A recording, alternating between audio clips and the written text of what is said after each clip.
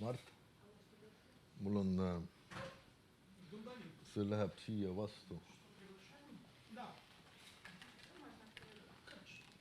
Ma ei saa nagu sõna. Vabandust, mis see peaksid korraks tõusma?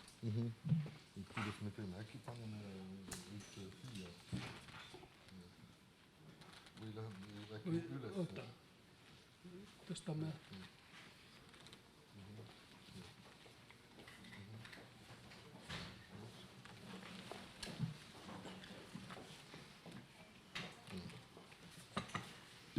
Ну ладно, хорошо.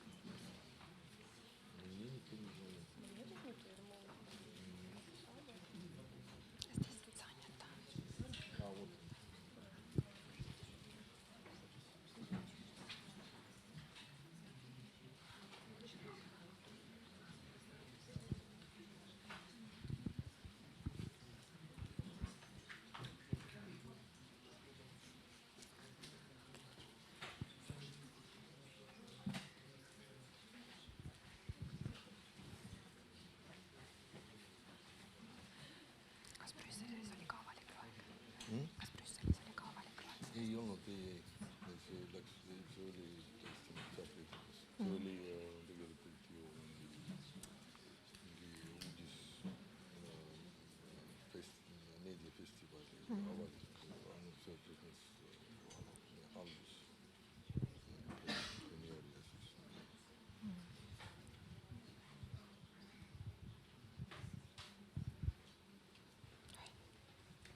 Kas ma peaks alustama või? Jah.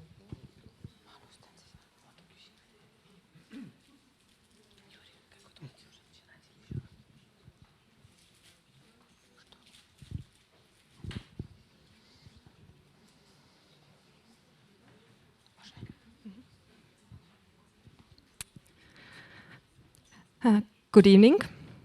Добрый вечер. My name is Karolin, and I'm from Tallinn University. And we are very happy to be here tonight in St. Petersburg with my colleagues from Tallinn University International Summer School and Tallinn University School of Digital Technologies. The main reason why we are here today is that Estonian Republic is celebrating its 100 years this year. And in the framework of this, we have quite many events that are taking place around the world, also in Russia and also in St. Petersburg here today. With this opening lecture today, we are opening a week-long summer school in ITMO University, which is organized together with the School of Digital Technologies of Tallinn University, International Summer School of Tallinn University, and as mentioned before, ITMO University. And the summer school title is Experimental Interaction Design. However, today we are here to be part of the opening lecture, and the lecture is about neurotheater. Neurotheater as a research tool. And the lecture is conducted by Aleksander Väljamae, who is Associate Professor of Tallinn University School of Digital Technologies. Not taking too much time anymore, so I'm very happy to give the floor to Aleksander. I hope you enjoy the evening. I'm very happy that you took the time and came here, and that there's so many of you. And as I said, I hope you enjoy the lecture, and certainly I'm very interested to know what is neurotheater. So let's give the floor to Aleksander.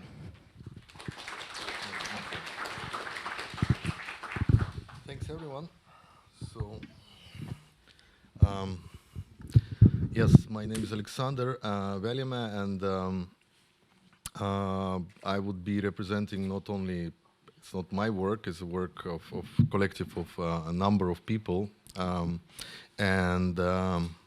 While I give the lecture in English, I think that after that we can take questions, and we can also talk in Russian if you want to.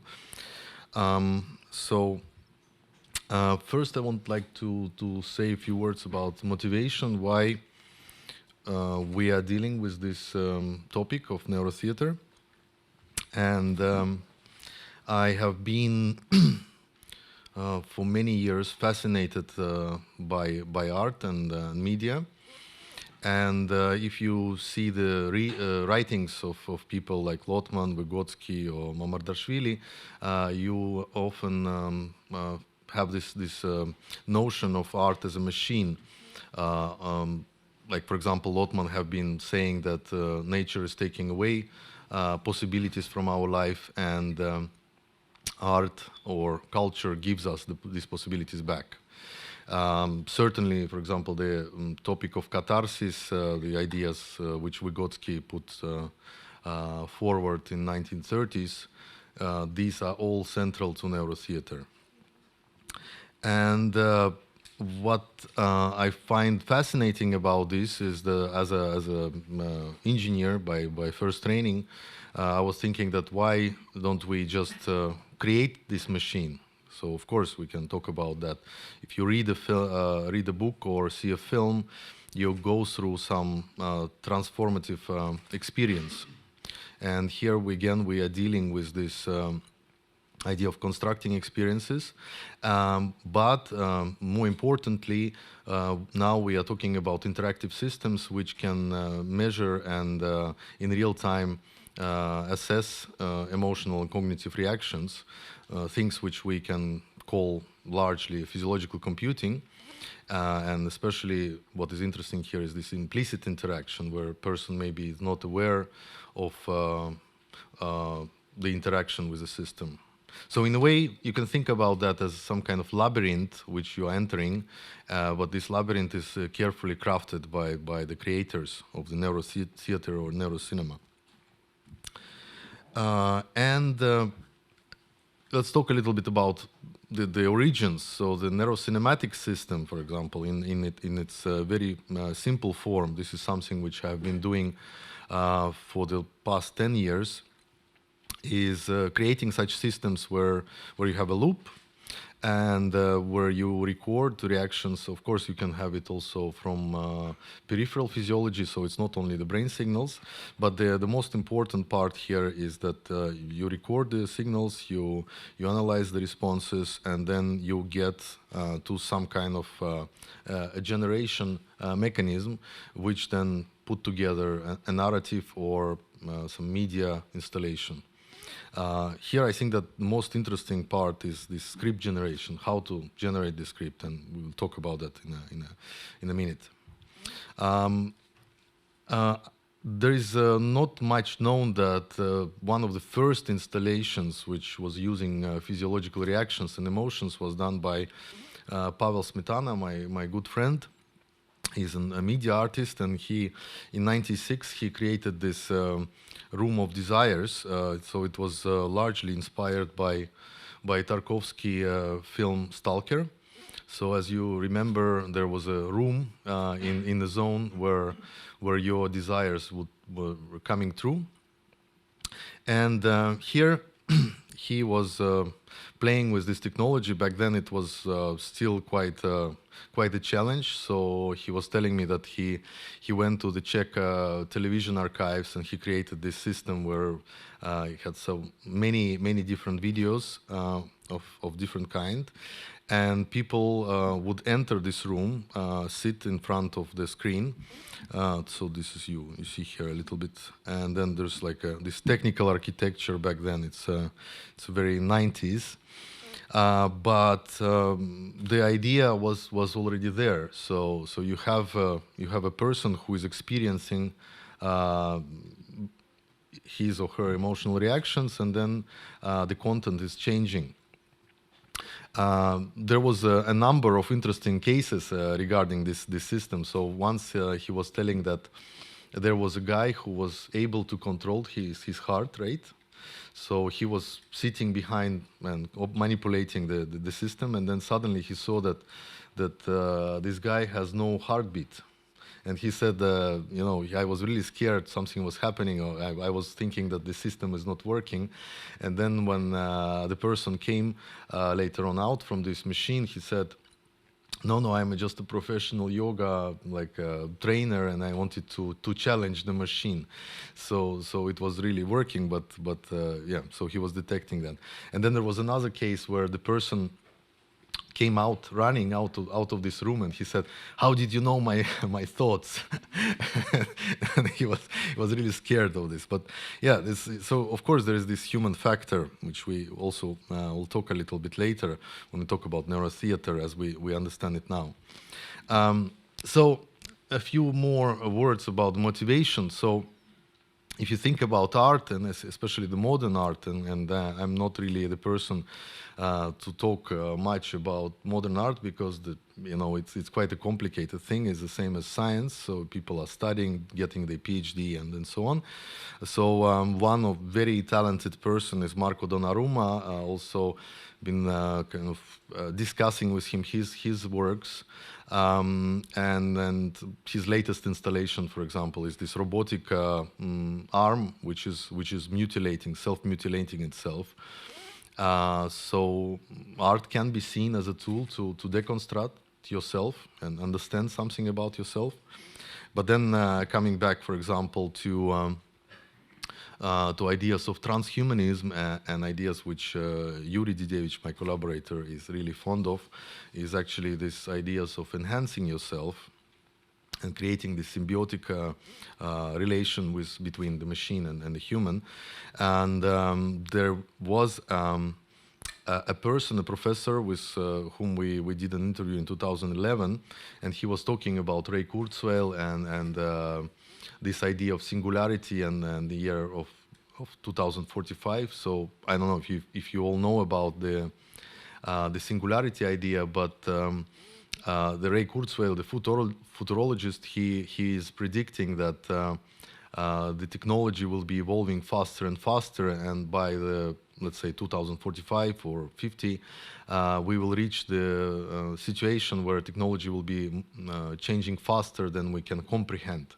I have to say that I'm myself already seeing that things are changing, and then sometimes you don't really kind of realize what is happening, because it's you can't really be everywhere at the same time. So the Kurzweil was saying that the only way we can beat singularity is actually become cyborgs. And he was the most interesting person. It was a conference about brain-computer interfaces, and he was talking about that, enhancing yourself. And later on, in 2015, he actually did it. So he performed an operation on himself, and he became a cyborg. So this is coming. So let's talk a little bit about science and technology behind that. In 2007, I joined a group in Barcelona. It's a computational neuroscience group, which was trying to do almost everything. Originally, when I was observing this, I was thinking that it's very chaotic and almost eclectic. But over the years, I understand that the concept was very interesting and beautiful. So the concept of the group, led by Paul Verschuer, a professor who is a neuroscientist himself,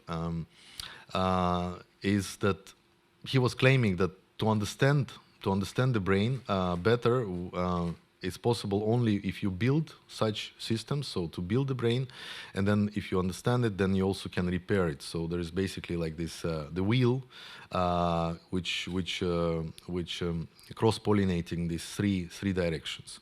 I was more responsible for the clinical neuroscience. But we also did an art performances, so that was my first let's say theatrical performance. It was more related to audiovisual media.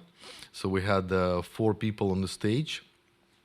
This was a very experimental setting here. So after we did this performance, the company which was producing these devices decided not to put them on the market, because they realized that it was really painful to see this.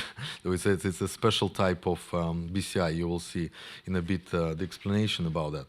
But one thing which was disappointing about this performance is that most of that was fake, because we wanted to really have an interactive system, but as you know, with media and with this theater, you don't have the possibility to fail.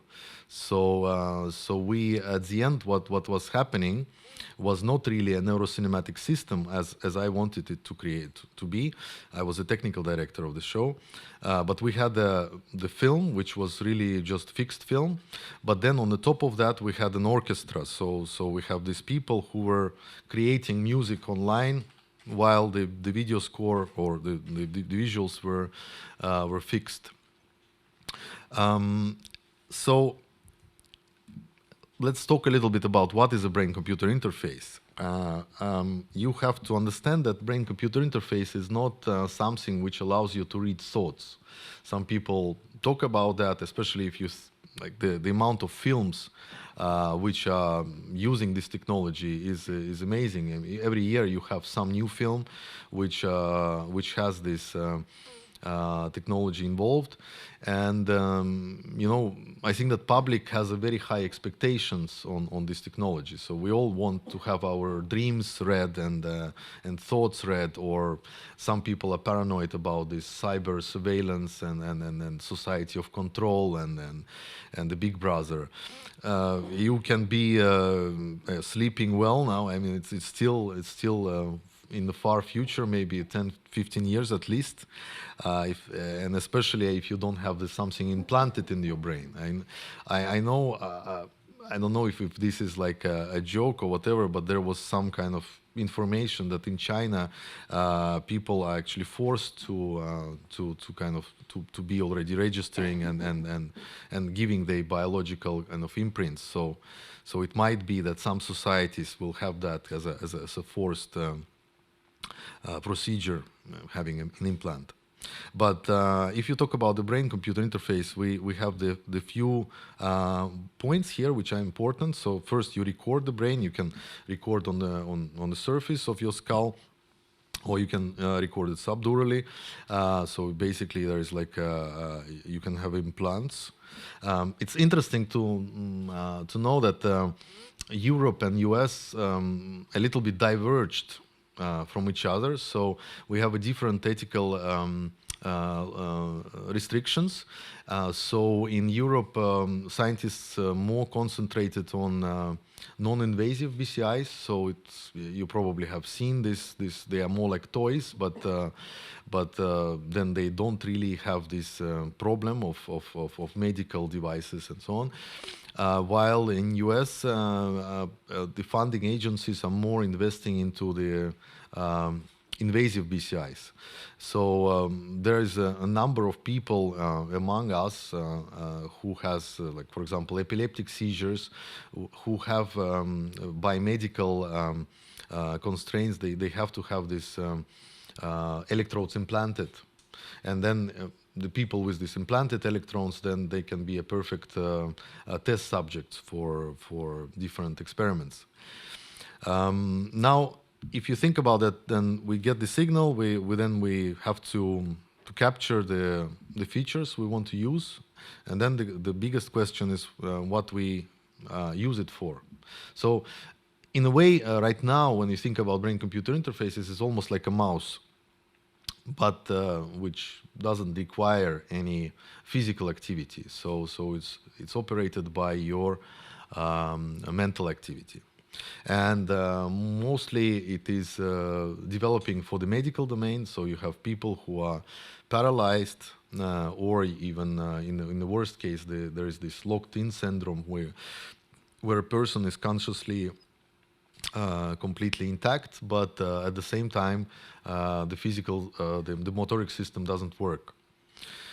Let's see one small video. This is a filming from a few years ago. It's Graz BCI is one of the was one of the top 3 labs developing the BCI technology.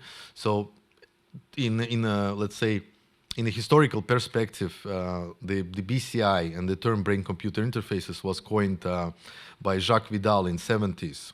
Interestingly, that he was doing his experiments on the same computer as was used by DARPA to create internet.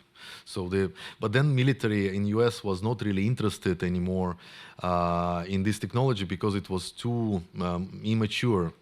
So it was almost forgotten, and then in the 90s, a number of people, and one of them was Professor Fucheller in Graz, they started to develop that in the medical domain. So it was Walpau in New York, Birnbaumer in Tübingen, and Fucheller in Graz.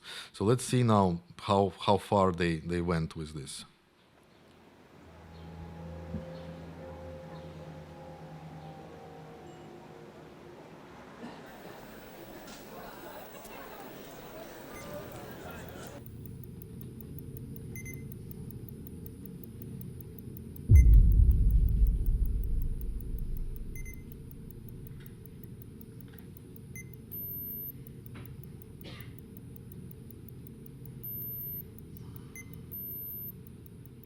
To do BCI research, one needs a lot of experience to do proper recordings, to have proper paradigms for doing all the measurements. And this knowledge is somehow gathered over the last 20 years in this lab, and we try to keep this knowledge and give it to younger colleagues so that we can improve ourselves and build on those huge expertise we have. We have a special celebration this year. We have 200 years, University of Graz, technical one. And we have in Graz also 20 years of BCI in Graz. I think a very important factor in our research group in Graz was that from the very beginning we were quite interdisciplinary group involving biomedical engineers, computer scientists and psychologists. And also the development of BCI systems reflected this interdisciplinarity. We can develop our software ourselves, we can build applications or stimulation units ourselves. We can do all the mathematical and signal processing. In the Institute, one of the main topics is brain-computer interface research. So we are doing this BCI research in different areas, doing basic research, investigating new signals, new experimental strategies, but also implementing and adapting new algorithms for signal processing in the BCI. We are interested in to use the BCI for communication purposes, but also for control purposes, taking the intent of movement and feeding this to a neuroprosthesis which can be used to control a paralyzed arm and a hand movement. A hybrid BCI is a more complex system to use different brain signals at the same time, maybe for two-dimensional or three-dimensional control. Also the usage of other biosignals or other assistive devices connected together with a BCI system so that the patient can use system for a longer time during the day. Another interest is also to develop some new methods. For example, we are doing near-infrared spectroscopy, and we are also doing development in electronics in this area to have our own systems and smaller systems for that kind of research. Finally, BCI technology meets in neurorehabilitation. All the different patient groups are somehow connected in this area of neurorehabilitation, and we are collaborating with the clinics around Graz and in Graz and in Europe doing research in this area. And important for the future is the use of out of the lab, to use at home, to use at workspace. I think in another 10 years we really have working systems also in practical applications, in home use and in use in other fields. I think we are quite ripe with this research, and the main problem now is to develop systems that can really go on into the market.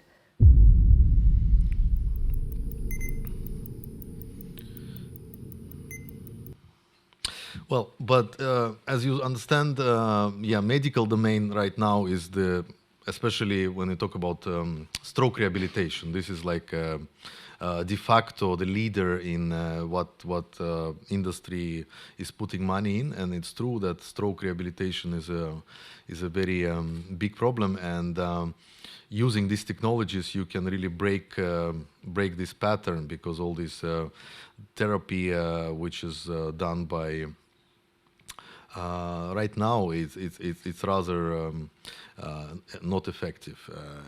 So just going and thinking about how the brain can regenerate itself after the stroke, it's a very interesting idea, and it's possible.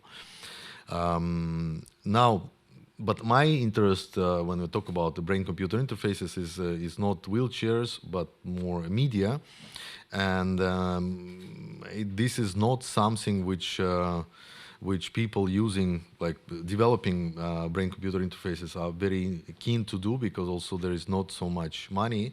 This is considered more like a toy. But I think that in the future, these things, and especially computer games, that would be really something that can make a difference. So now let's talk about art. Yeah. So recently there was an initiative started. It's called STARTS. It has been around already since 2014. We had one project which started in 2016, which was called Brain Hack. But there was other projects which are going on now. One is Vertigo, and one were sustained. The STARTS prize in Ars Electronica started last year. Basic idea of the STARTS is to join these three communities: art, science, and industry, and allow artists to contribute to innovation process. And what we did with Brain Hack project was to try to bridge together artists and scientists who are working with brain-computer interfaces, because the gap was really big, because I was observing that for many years, and it is still existing. So if you think about artistic use of the technologies. Has not been changing since, let's say, 60s. So Alvin Lucier, for example, was one of the pioneers of using this brain music, and it's very hippie movement. Also, neurofeedback was very popular back in 60s and 70s. What happened after is that when neurofeedback met, let's say, the flower people and all this, it soon became a non-scientific area, and it was basically killed. So people who were doing neurofeedback couldn't get funding, so it remained to be like a playground for just enthusiasts, or people who are just playing with technology. Now, this is the, let's say, a brain art, how scientists understand art. So basically, it's a paintbrush program which is operated by your thought, which is good and which allows something, but definitely we will understand that this is not really an art. So our a challenge was to bring these two communities a little bit closer to each other, and we used this idea of makers, the spirit of the hackathons or maker spaces, where people come together and they do these short sprints. Hackathons is a kind of buzzword right now. It seems actually that methodologically it doesn't really bring much to the process, but you can call everything a hackathon nowadays. Interesting, for example, is the Cybathlon in Switzerland by Lausanne University. I think that this is very interesting. So people are doing this kind of racing on the wheelchairs using the BCI technology. Now, then IEEE is a big organization, which is engineering organization, and they started to put money into that. Then there is a neurotechs community. It's a grassroots community of people around the world which just want to tinker with new technologies. And then we basically, in our project, we did several of these hackathons, and we were observing how people interact.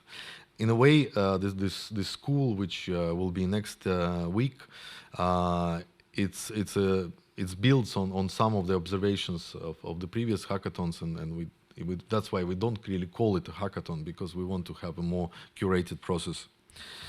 But what is interesting about that is we wanted to have a number of longer-term projects, because if people just come together and meet for 3 days, you can't really do much. And one of the projects was actually the brain dance. How the brain dance came to existence was this other project, which is done by some artists. It's Ivo Ball, Alberto Novello is the media and sound artist, and Rose van Berkel, she is a dancer. And when I was talking with her about her experiences as a dancer with these technologies, she said that it's very strange. You're sitting because you can't really move much, but you are dancing with your brain. So I'm repeating the same movements, and I have some strategies and so on. So then we started to think about something which would later call neurochoreography. But after talking with her, I remembered talking with Yuri, because I remember vividly then a few years ago I was actually sitting where you are sitting, and Yuri was sitting on my place, and I have to say that this is the first neurotheater performance which was really running as a regular show for 2 years on this stage. And after talking with Yuri, one very interesting idea emerged, because usually everybody is thinking about that something is wrong with technology. So we always try to improve technology. We get bigger, powerful computers, better algorithms. But what the approach Yuri did was that he started to alter the brain of the performer.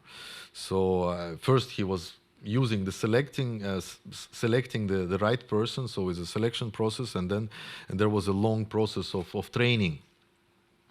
And that was really out of the box thinking, because very few labs in the world which also do that. Yes, there is some approach like that, but it's not a mainstream.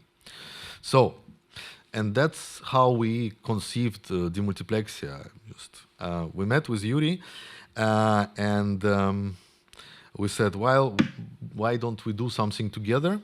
So at that time, we had already the preparation of this Estonia 100 celebration.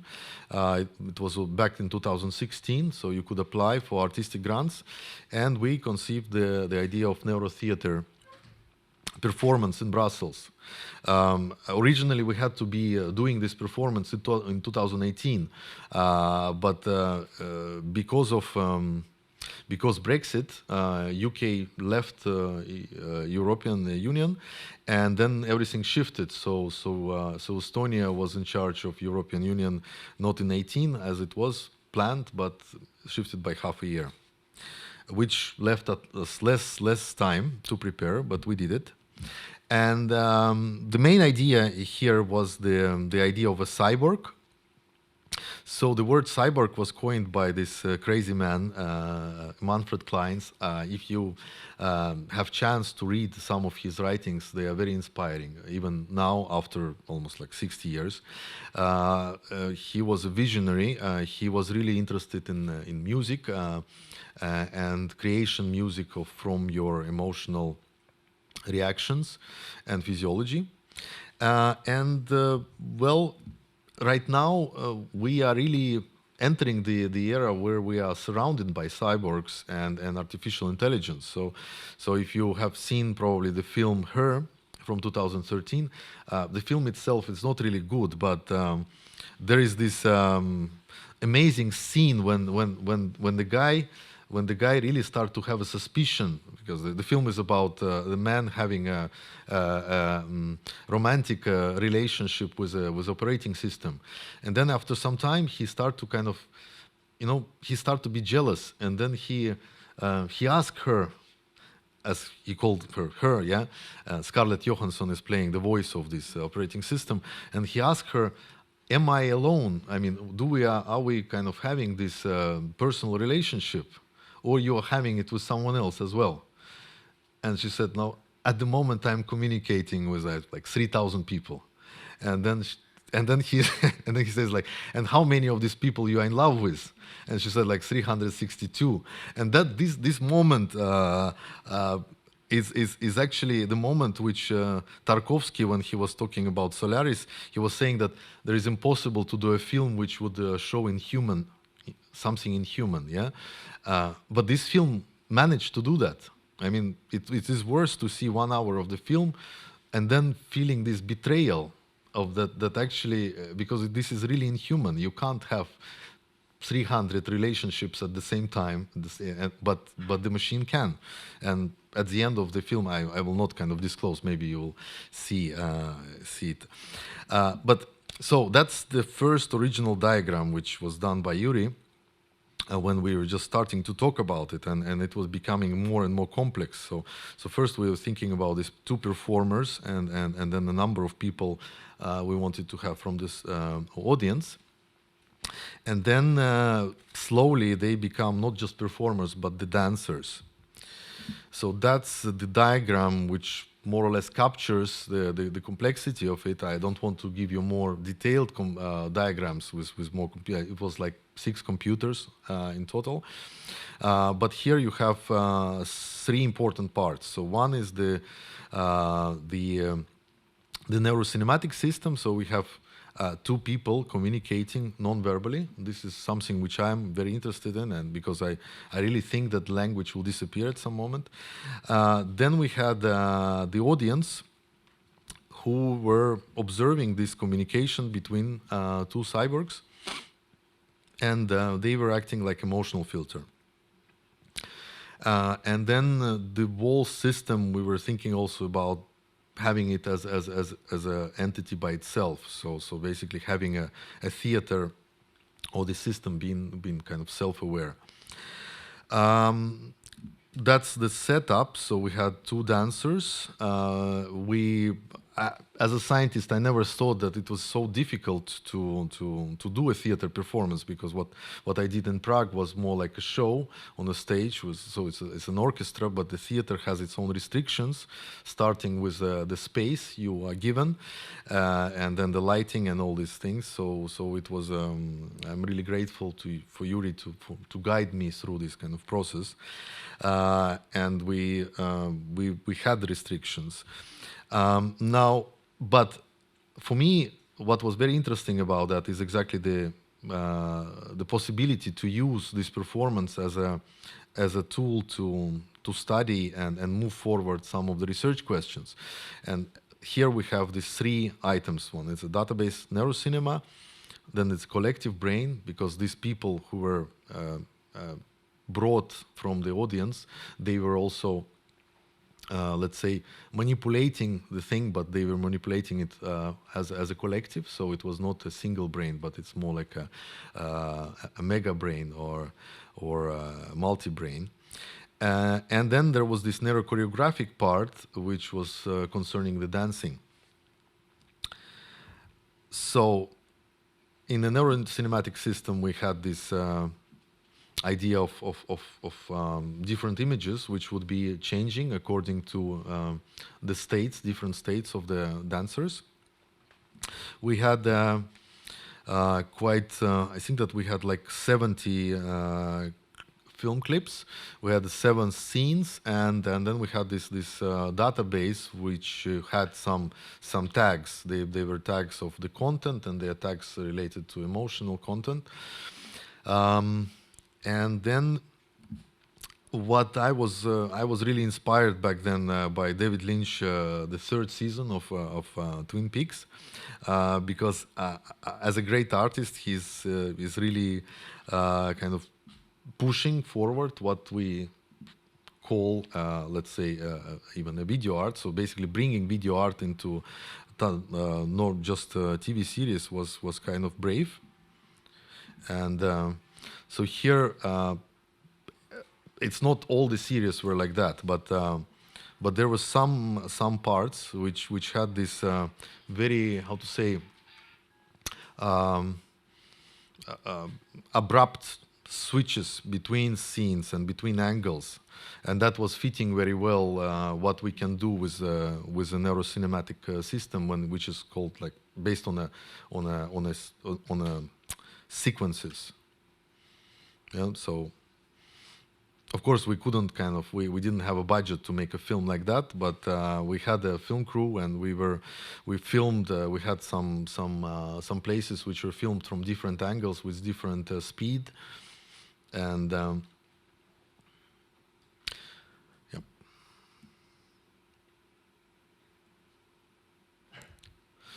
So the second point was this collective brain and hyperscanning, and that's again something which was inspired by my work with a group in Sapienza University in Rome.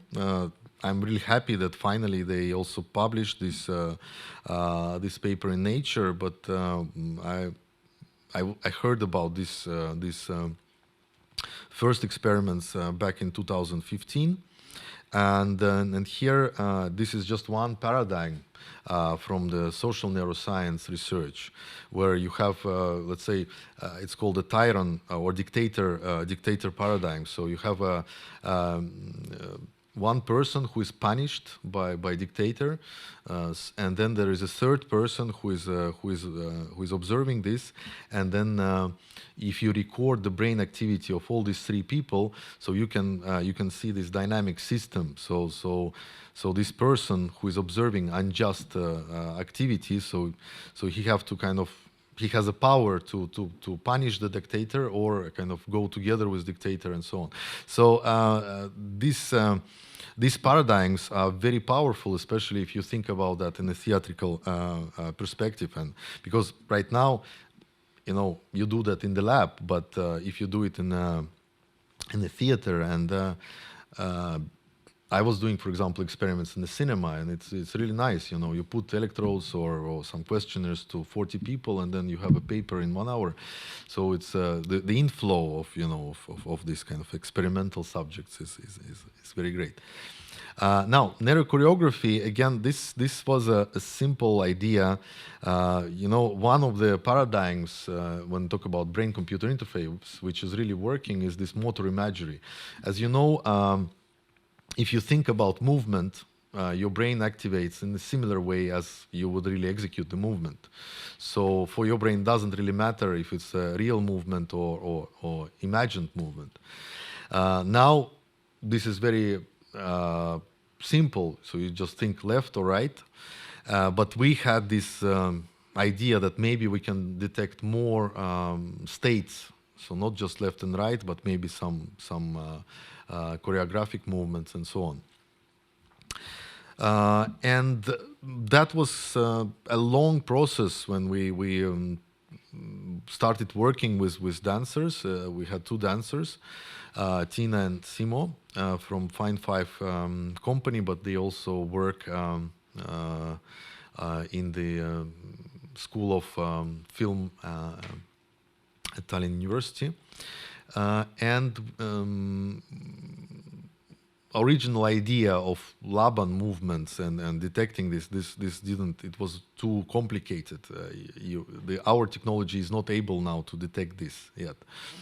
Then, okay, we said, let's do something emotional. So if you think about creating emotional sensations, the most powerful thing to do is to rely on your memories, like thinking about the funerals of someone you loved or the happy moments. The problem here is that these images are very powerful, and at the same time, if you would be training every day, you know, thinking about the funerals every day, I mean, this thing is wearing out. You know, first it's very strong, but then it's also you can't really abuse your personal memories so much. Then with the discussions, we started to think about this kind of hybrid. So we called it psychosomatic states. So yeah, you had some states where a person was. We are all the time we're talking about not choreographed movements, but more like improvisations. Because I understood that when there is a choreographed movement, it's very difficult also to do something with your brain. You know, you just have to really execute and follow the pattern of the dance. But with improvisation, it's easier. And then we converge to some kind of psychosomatic states where you would let's say dance you will dance emptiness. So you would try to be empty, and then you will dance emptiness, and that, so it would be both emotional, and also at the same time you would have some motoric patterns. In a way, it's a kind of interesting situation because when you think about brain-computer interfaces, all the physical movements they are considered by programs as artifacts. You just want to have brain activity. You don't want to have anything coming from the physical body. In our case, what we did is we combined the two, and it worked out well. So we decided, the dancers chose 4, let's say, states they would like to dance, and some of them were similar, like, let's say, anger. Maybe it was this anger with technology, which they kind of united them. But the other parts were different. And, well, let's see the show. I will first show you the beginning. So that's just where we're kind of bringing people in. Oui, ils sont combien? Ils sont combien? Ils sont combien?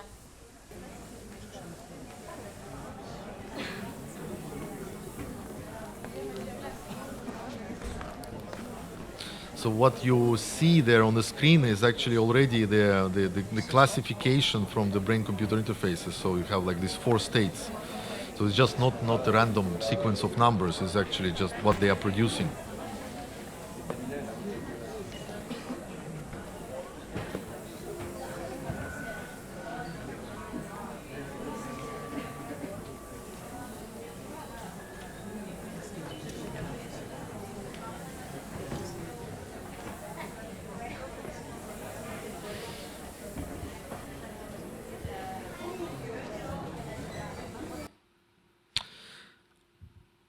And then I will, because I had this dilemma whether I will tell you about the performance. So I was thinking that, come on, I have been rehearsing kind of to tell this to the audience in Brussels. So maybe I just reuse what I said to them. So let's listen to this. Okay, I think that okay. Okay.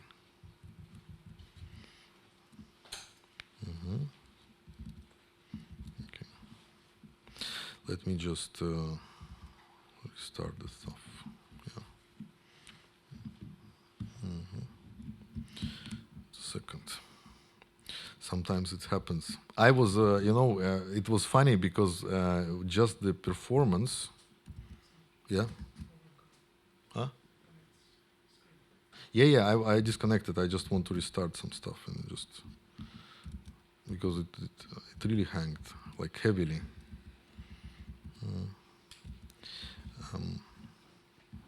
Really?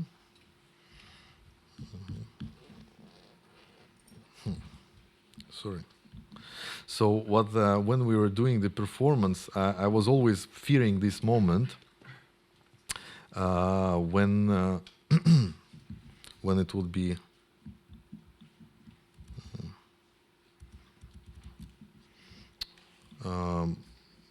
what will happen if the show will hang. And we had just 3 days to set up.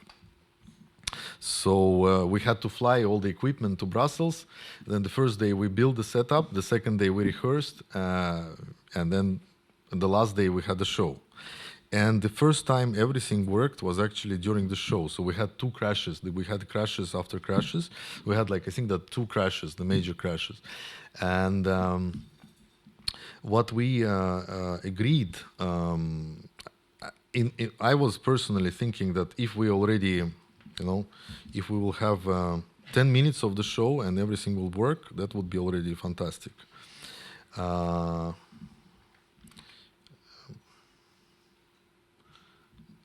Okay.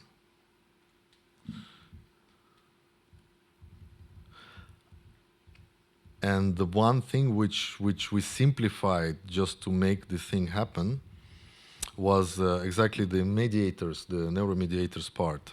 You will see it. I'll just tell you. Okay. Good afternoon, ladies and gentlemen.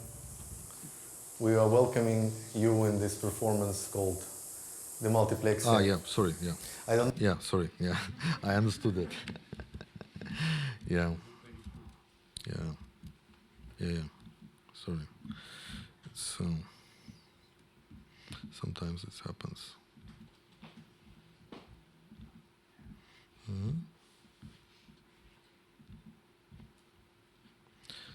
Okay.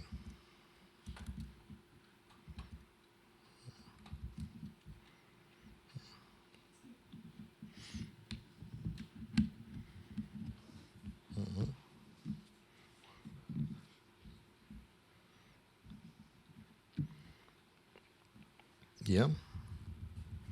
The third time. We'll try the third time. Maybe it just wants me to tell it in live. I don't know.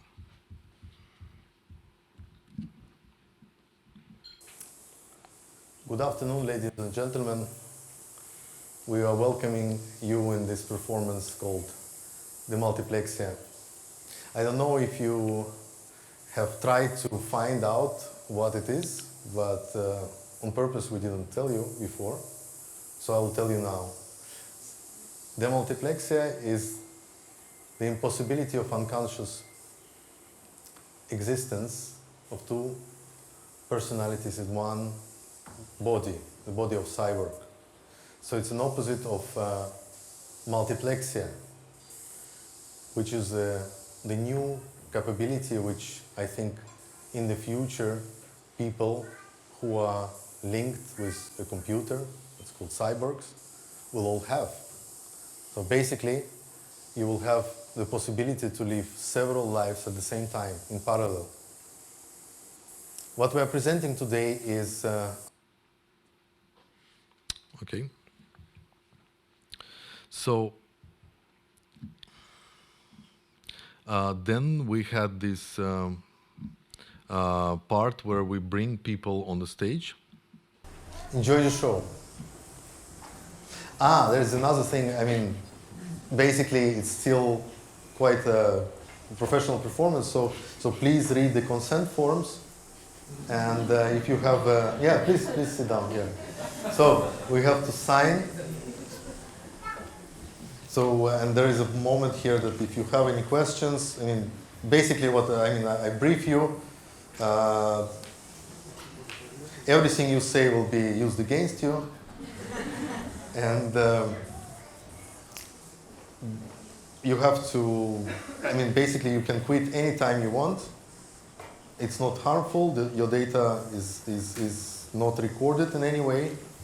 It will be purged after this performance. So, do we have the fourth person? The volunteer, okay, yeah, please come.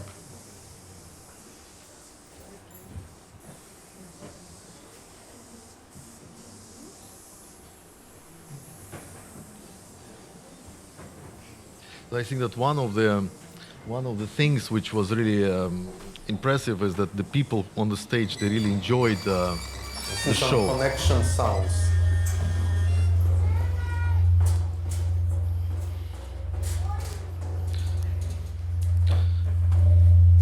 So this kind of alpha activity of 4 people on the stage were represented in the central screen. And then we are talking about this exchange between these 2 dancers using the database NeuroCinema. And then sometimes what you see is the blanks, the white kind of noise, or the white thing, it was the neuromediator's influence, but we had to kind of restart like the buffer to make the system lighter. So that's how it started. So it's just a solo of one person and then converted to the images.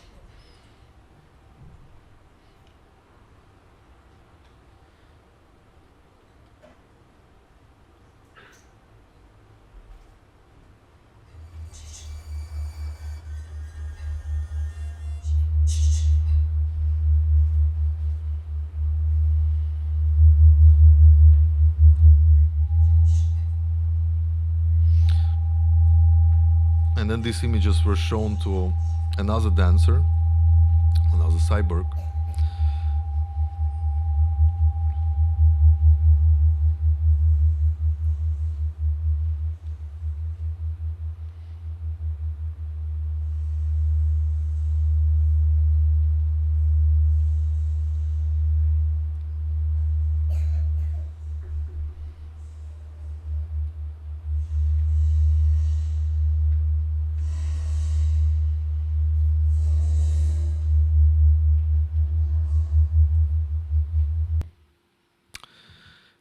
And then basically we had these seven stages. So we had 4 solos, and then we had 3 duets, and that's what just basically a rough sketch where we see you have the light timeline, then you have a sound timeline, and you have these switches between the scenes and the dancers.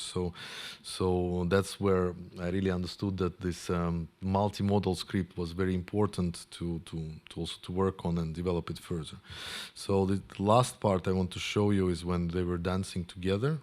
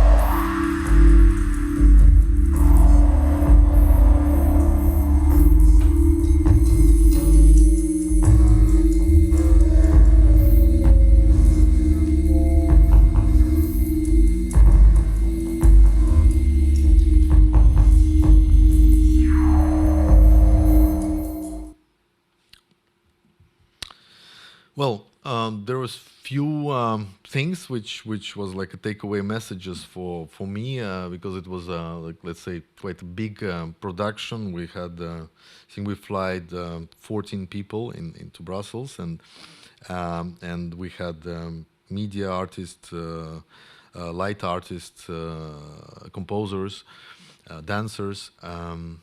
Also filmmakers who did the shooting. I really wanted to have someone not from Estonia who would film let's say the landscapes from their own perspective. So it was a Catalan team from my collaborators from Barcelona.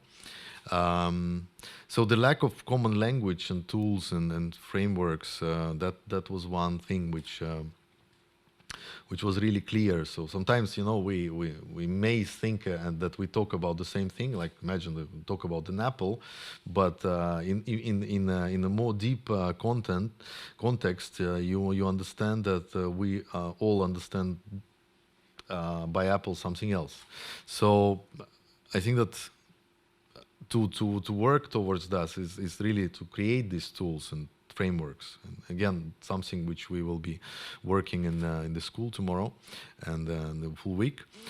Of course, the other thing is a mutual respect, because I don't know why, but it's not only the problem of artists or scientists. You know that mathematicians don't think that computer scientists are real scientists, and then computer scientists think that psychologists are not scientists, and so on. So we all have these boundaries out of the fear and insecurity. But this is also very distractive and when you really work on such transdisciplinary projects. But what is interesting actually is this new perspective which you will get, because I was planning or working with this neurocinematic system for many years, but only when I saw this working in a performance like that, then you start asking other questions, and then public ask questions, and then dancers. And one thing which we had really a problematic was actually how to combine even people on the stage and then the screens, because you know, visuals are more powerful than dancers. And thanks again to Yuri's experience, he was really pushing very strongly for these black screens, which nobody knew what it is. You know, even in Brussels, you know, only after I sent them the German catalog, they started listening to me, and then we did these black screens. And when they put it in Beaux-Arts, it's quite a respectful organization, but everybody came to see the black screens.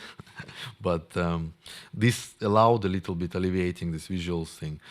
But you know, the paradigms, as I showed you before, like dictator paradigm and so on, they are very interesting, because you can really use now the theater or the real life context to study things which are related to social neuroscience or decision making, and that's where really science is moving to, because you know, we are not in 1960s, so you don't really sit and look at some small dots on and light flashes.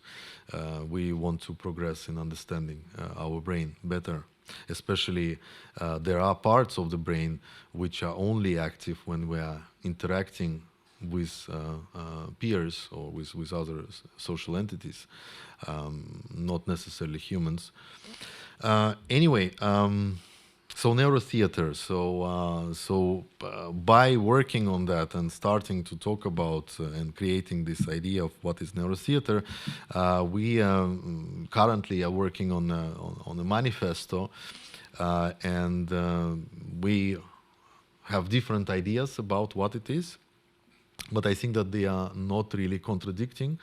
My main concentration is a physiological computing, because I really like to think that we can tap into also some unconscious processes and also think about the collective of people united into one brain.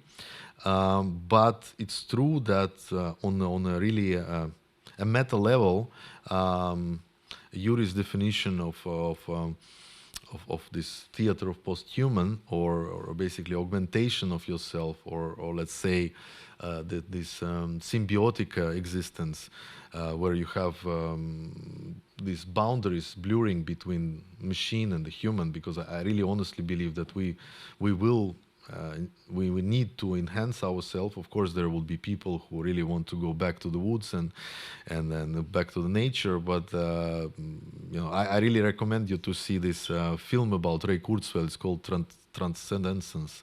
I think that it's like a documentary, and there is the crazy UK researcher who is working in China already now on artificial intelligence and cyborgs, and he was really explaining that there will be a war between like these enhanced humans and normal humans, and and he was, you know what will happen. You know who will win.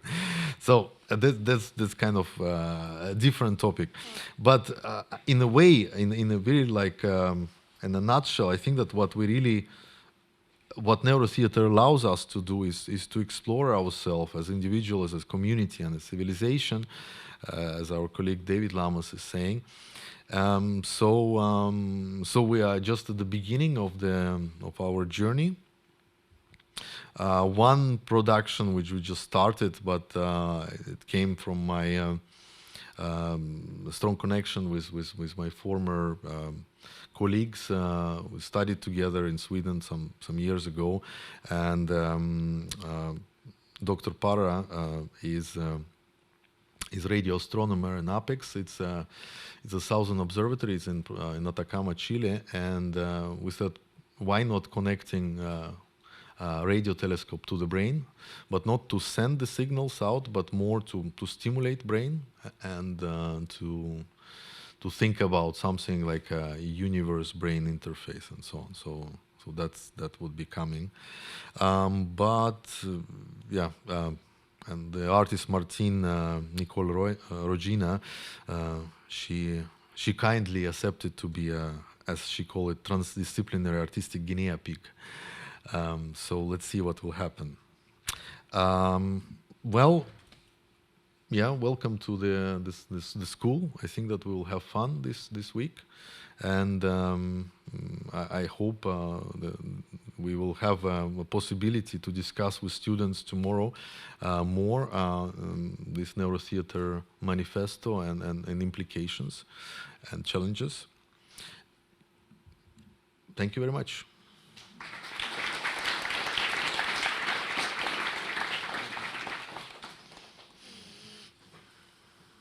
Так что мы можем, я не знаю, на каком языке мы сейчас будем говорить. Should we keep on in English, or we can have questions in Russian, Estonian? Yeah, so if people we are translating actually, so be careful, we are translating in Facebook, so now we have a microphone, so we will wait first for the microphone, then you ask your question and then I answer, so we keep on in English. If there is questions, maybe there is no questions. It's always sad. But,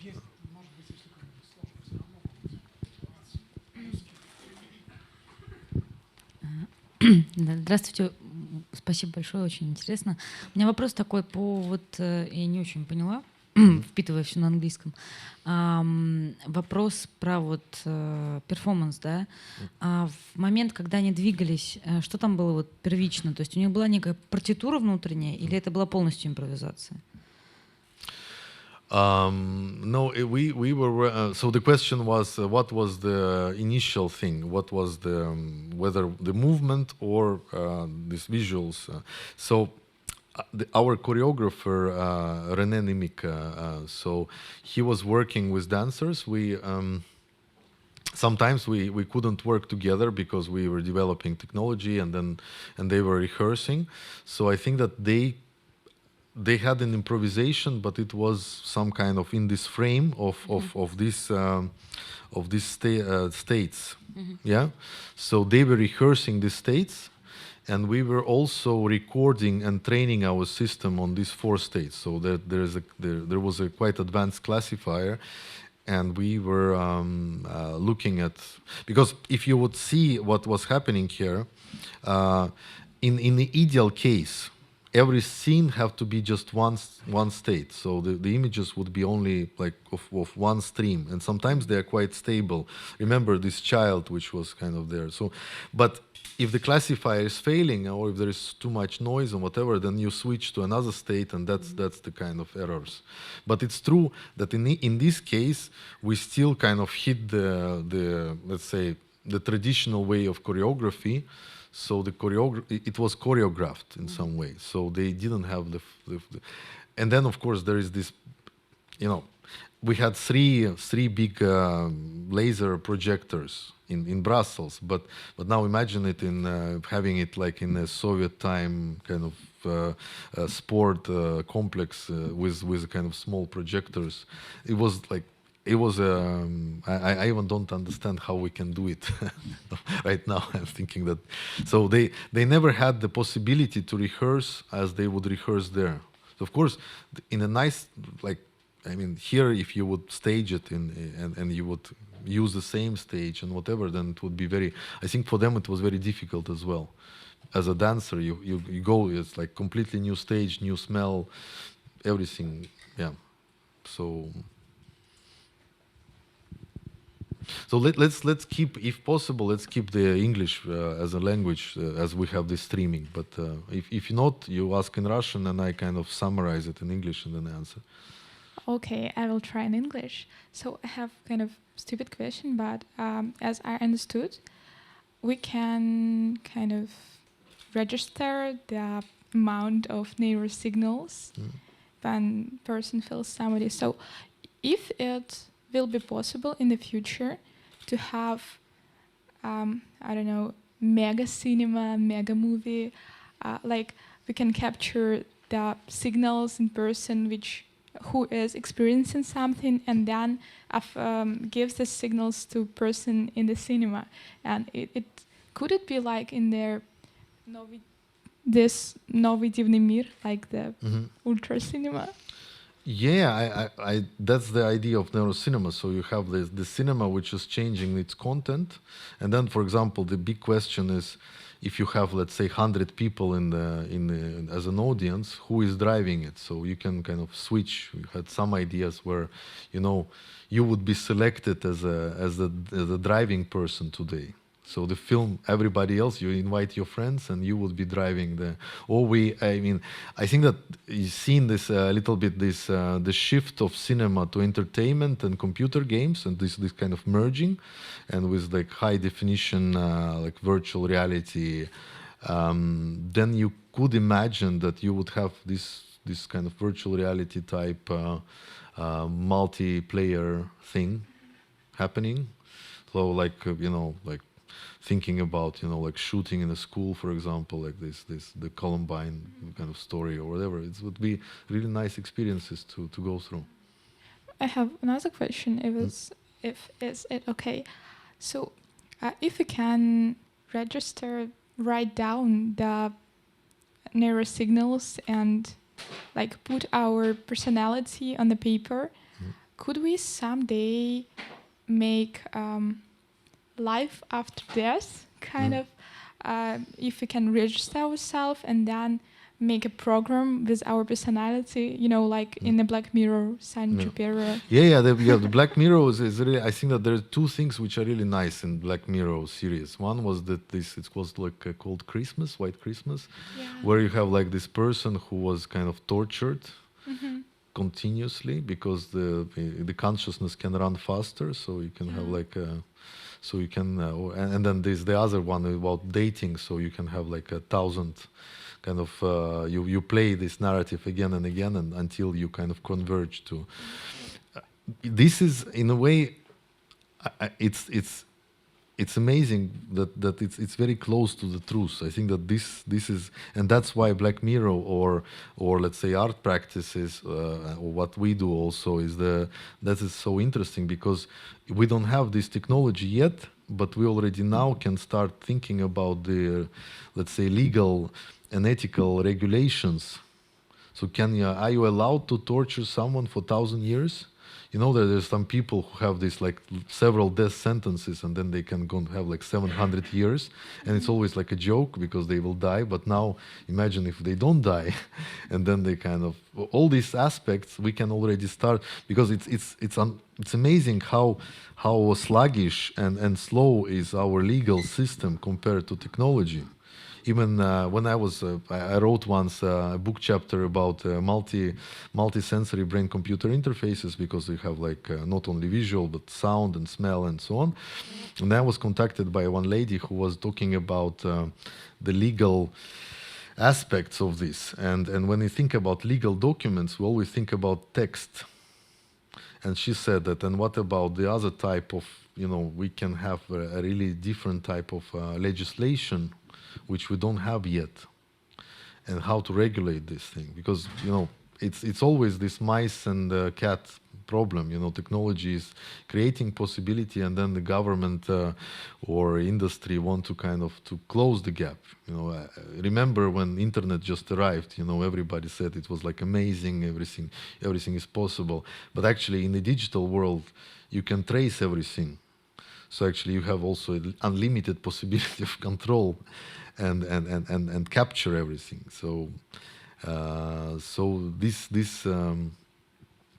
but talking about life after death, there is also this there are a number of studies about that. Also there are some people who are installing cameras after they kind of die, and there's like relatives can see the decaying bodies. But I think that you were talking more about the preserving consciousness. Yeah, and again, there's the question, how much you want to live. Maybe you will get fed up after, a few thousands, and in which form you can live. And these are the questions which are like, that's why we're talking about post-human, because these are questions which we can't even imagine now. And art is allowing us to imagine this and really think, because in a way, it's kind of scary. Think about Back to the Future. You had all these kind of flying. I don't know what it was called, the ruler type. The things, and this is happening. This law. So we inventing the future, and then the future becomes the truth. So, what kind of future we want to live in? That's the question. But thanks. It was a very interesting question. Yeah. Thanks for you. That was very interesting.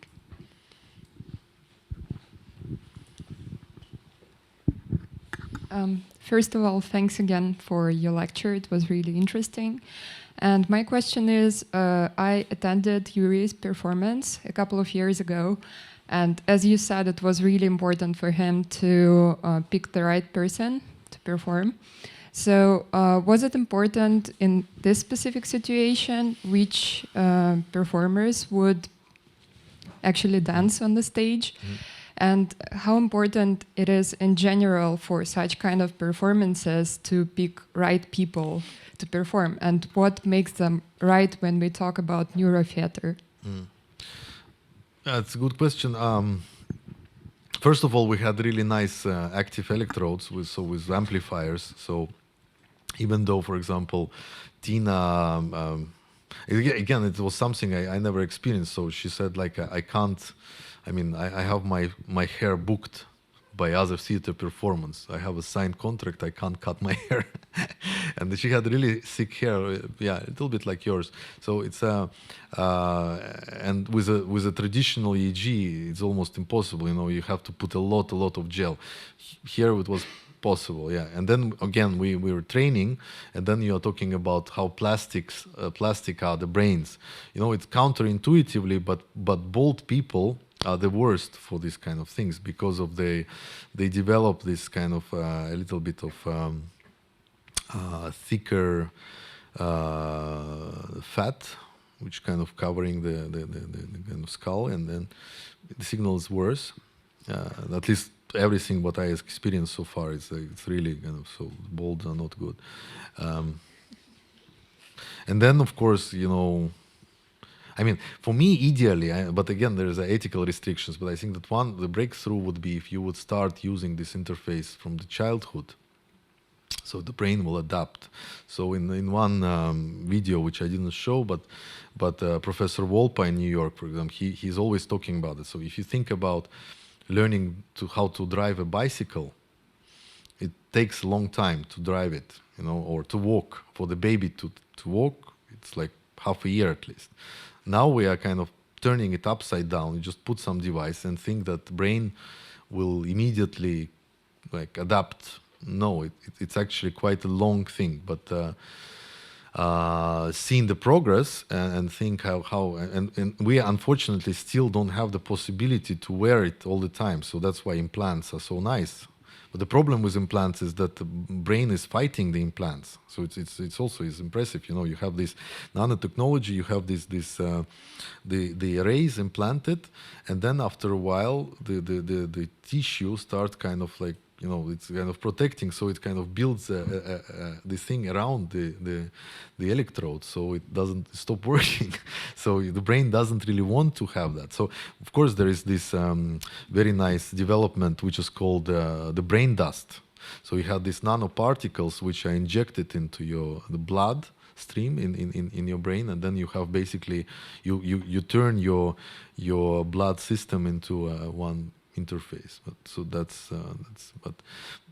but there are individual differences. Actually, even with the simple BCI devices, you have around I think it's like 10 to 20% people who actually never get anything. Kind of, it's not working with them. So there would be people probably who, for some reason, I don't know, genetic or the physiological, they are not as kind of fluid in this cybernetic kind of enhancement.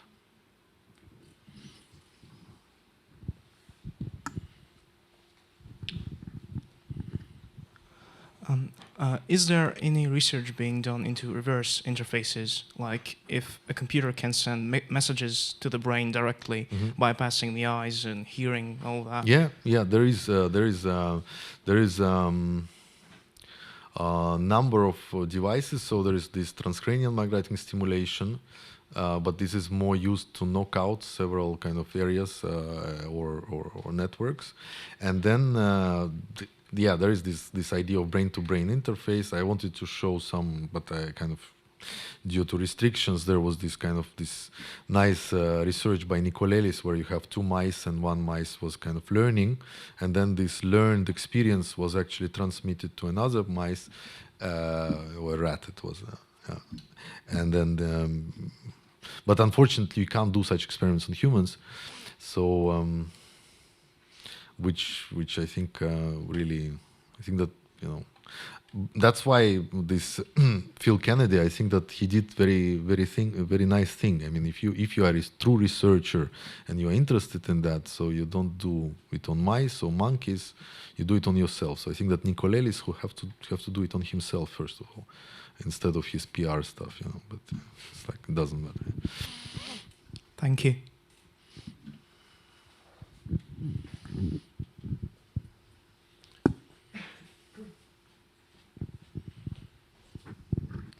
Thanks a lot for the presentation.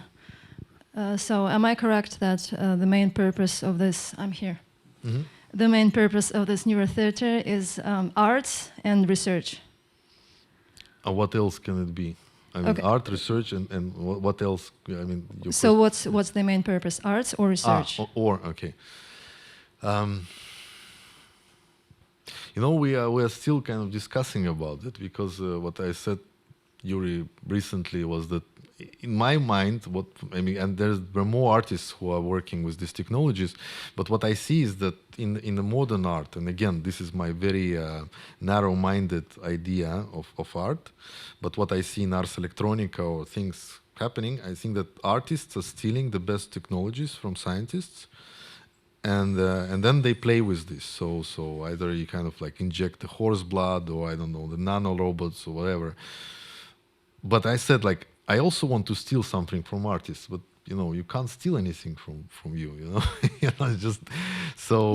For example, in the performance that you were just showing, did you have any kind of protocol with regards to which kind of data you are trying to receive from the brain? Yes, of course. So that was in a way an experiment, and we're still in the process of writing up some papers about it and so on. Okay. But I would like to. So I was more concerned about the technical correctness of the system, and sometimes now, I think in retrospect, I think that we could spend our time better by just assuming that nobody anyway some people just will not believe that this is true thing or it's just a fake, but it's much more important to have a proper sound, a proper light, so it's all packaged nicely. So but I think that what is really valuable from the artistic perspective is this tremendous freedom and courage. So the true artists, they really don't care about all these ethical things, and there are a number of people who are bypassing these ethical constraints. They become cyborgs. There is like this hidden community somewhere in US where they do an operations on themselves, and they're kind of injecting all these kind of electrodes. Well, talking about the US, actually, I'm just back from Silicon Valley. Mm-hmm. So actually, people in Silicon Valley are quite fed up with technologies, so they're turning to spirituality. Have you heard of that? So I mean, there's always people who are into spirituality. I mean, read Rousseau. It's like he's talking about this. Well, you can read Joe Dispenza. He's much more contemporary than Rousseau. No, that's why I'm saying that. I mean, there's like people in the past. They were also kind of talking back to nature. Joe Dispenza is not in the past. He's in the almost in the future. Yeah, that's what I'm saying. But I mean, just the idea is not new. It's like there are people who want to go to the past, and there are people who want to go. But you want to say that they're going to the future, but the future without technologies. Well, they go into the future with a different perspective. They go into the future with the perspective that actually the role of the brain can be diminished and the role of the heart can be amplified. But this is a very interesting question in general, because like if you think about nirvana and kind of losing ego and becoming really some kind of Buddha. But then you are not existing anymore. But then we are talking about this religious discussion about and kind of difference, for example, between Orthodox Church, which is valuing the personality, or more Asian traditions where you kind of lose yourself I honestly don't know what's better. Okay, thank you. Yeah. So, but. I think that people who would not enhance themselves, they will die anyway. They will die out, unfortunately. We are living, unless, of course, you can think that you can kind of stop the progress, but I think the progress is unstoppable. Mm-hmm. Well, the issue is how to enhance yourself, because there is such thing as remote viewing, which means that this is a technique being used by CIA, and people can remote view without any electrons. Mm-hmm. So. I'm not aware of the CIA techniques, but we can talk about it after the... Maybe you can check this. It's pretty amazing. Mm. Yeah. Okay, thank you. Thank you.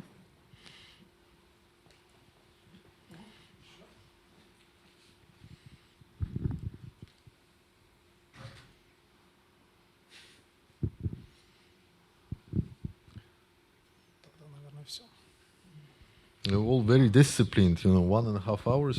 Yeah. Okay, so if there's moral considerations about humans, can't we do this on animals? Suppose a human generates brain input that is fed to an animal. Mm-hmm. And so you get what people have been trying to do for since forever, is communicate with animals. That's a beautiful idea, and I mean there is this Swedish company which is doing brain-computer interfaces for dogs, for example, some years ago. But I think that, for example, communicating with dolphins or whales or there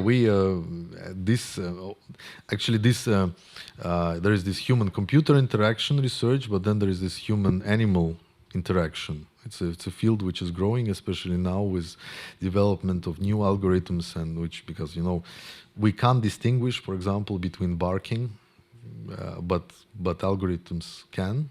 So we can actually enhance this and build these things.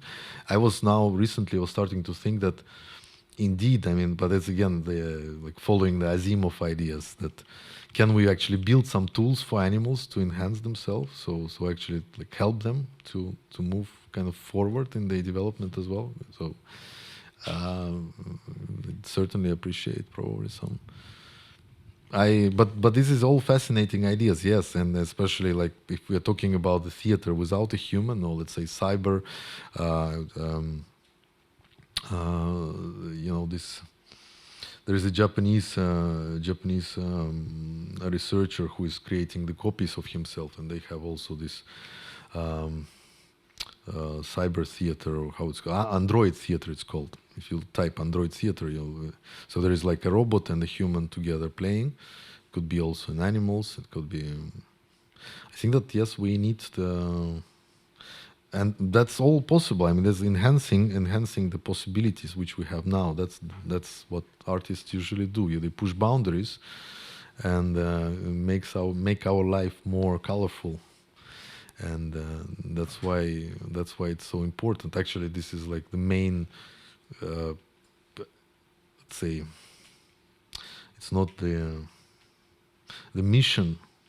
But as if you think about our society as some kind of organism, then everything in this organism has some kind of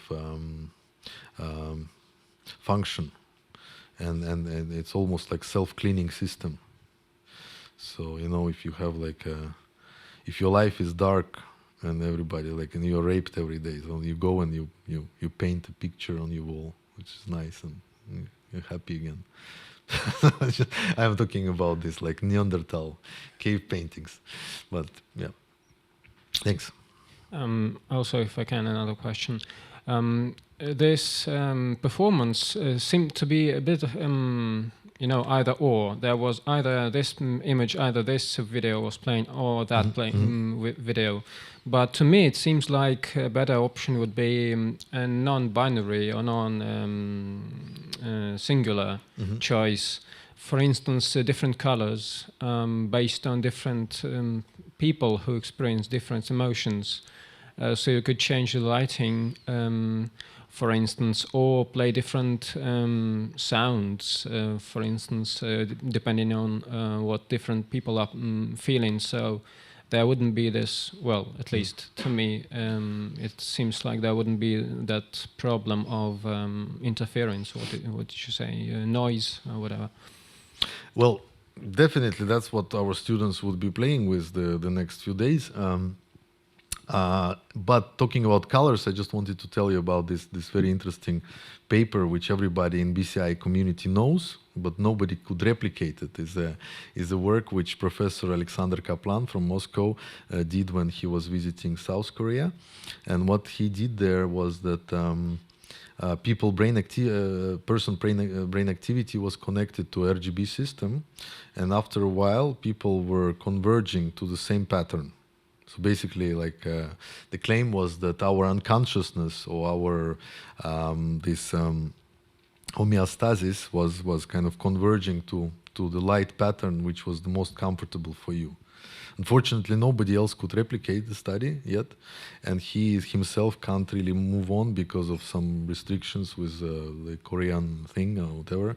But we talked about it, and I think that it's a very interesting concept, creating things for your unconsciousness.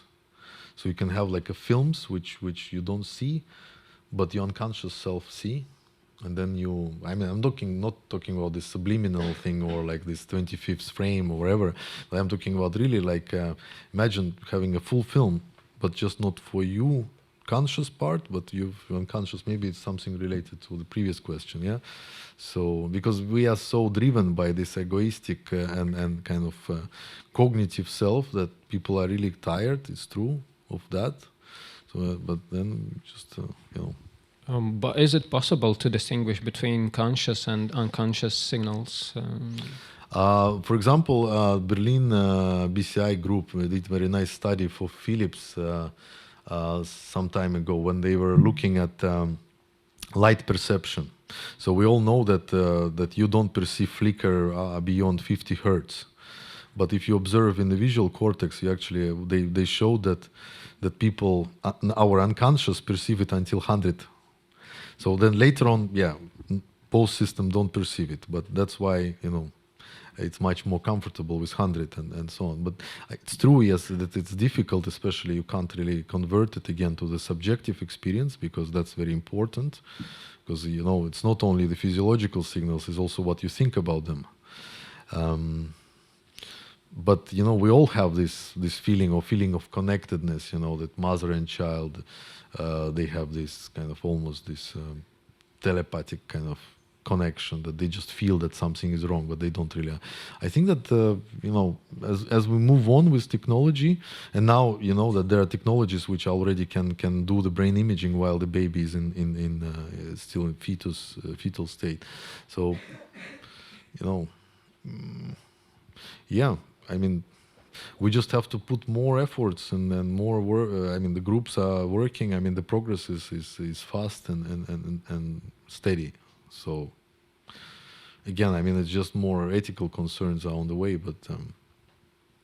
But somebody, I'm sure that somewhere in some hidden labs, people are kind of just going beyond what is allowed legally. Anyway. I don't know if it's too much, but when you say non-enhanced humans are going to die out, in what sense, and then in what sense the enhanced humans are going to live on? Yeah, but then it's a very fundamental question. What is a human? Because, you know, I had a problem with that myself for some time. But then it's true in many films you have that also that.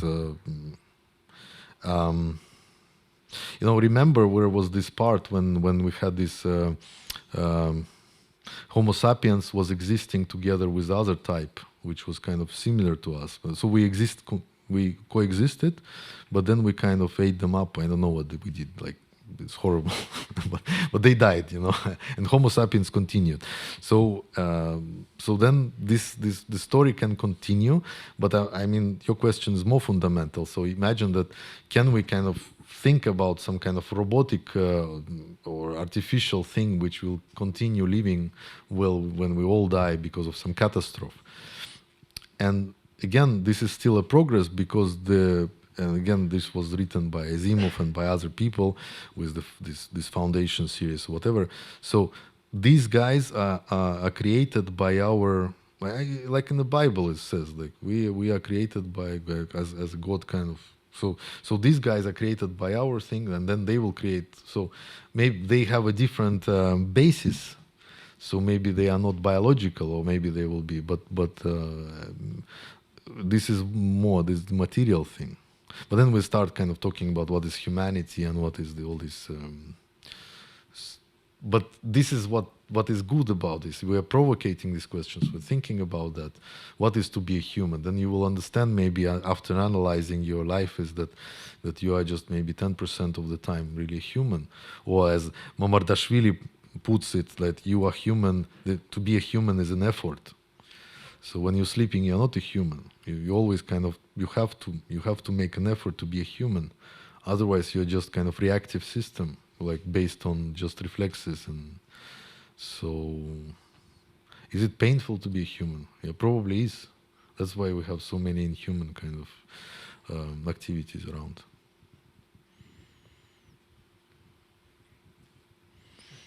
But we are like really going to. We can continue later on with some people. Yeah.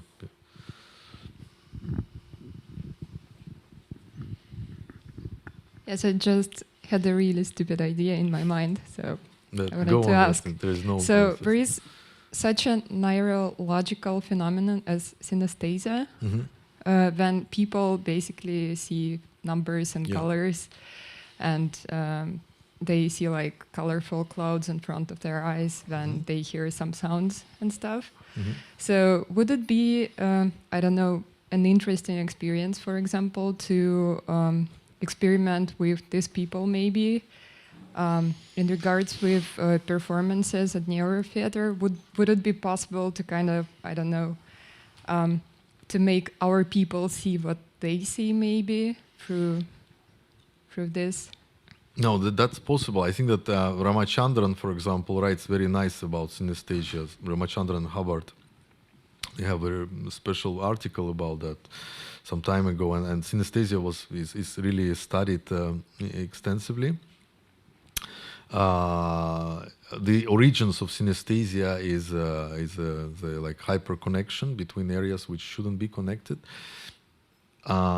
Again, we're talking about enhanced human. You know, you have all these kind of crisp kind of ideas of changing also the phenotype of a human. I don't know. If somebody would ask me if I would like to be a synesthete, I would say probably no. Maybe because I'm boring. I'm just thinking that. But I mean, if everybody just like you can take some substances which kind of enhance this process. Probably, but their brain is just the same as ours. I mean, you can just imagine this, and yeah,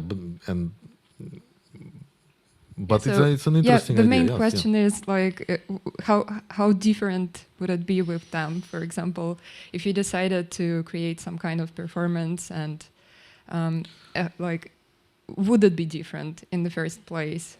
Or is their brain completely the same, and recording their like brain activity is the same? You know, this comes like this image to my mind. Once I read about this, that if you think about these old hard drives, which are spinning, then they have this the head of magnetic head, which is reading the information. The comparison was it's basically like airplane, which is kind of floating with a huge speed on maybe 10 centimeter or 5 centimeter. So I think that our technology is so rudimentary compared to the synesthetic kind of possibilities that I think that at the moment, no. In the future, probably, you know, tracking the best connections, basically selecting the best synesthetic kind of things, because probably there are some kind of quite, you know, it's not really convenient to live every time you touch something, you taste something, you know, it's a horror. You know, some people really do that. They have the feeling of this kind of metal when they see something, and so there might be some nice kind of synesthetic connections and some not, and maybe connect like selecting the best ones and then enhancing everybody to do this, you know, like superpowers. But I think that's why all these Hollywood films are always talking about these superheroes and superpowers. I mean, they are preparing us to be like post-humanistic future. I don't know, because there was not something like that in 60s or 70s. They really we're talking all the time about the Spider-Man, the other thing. So the idea what is human becomes more and more stretched, which is nice.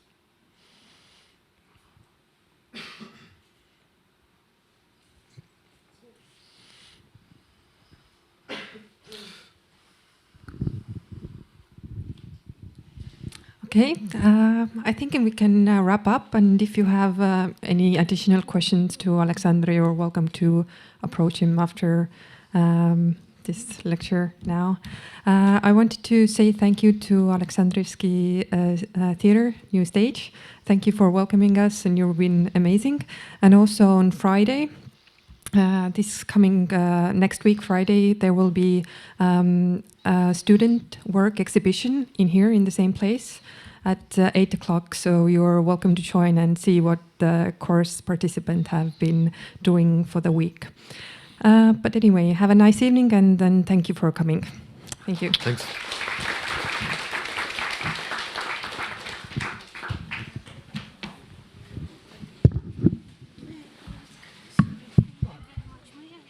Да? Да, конечно.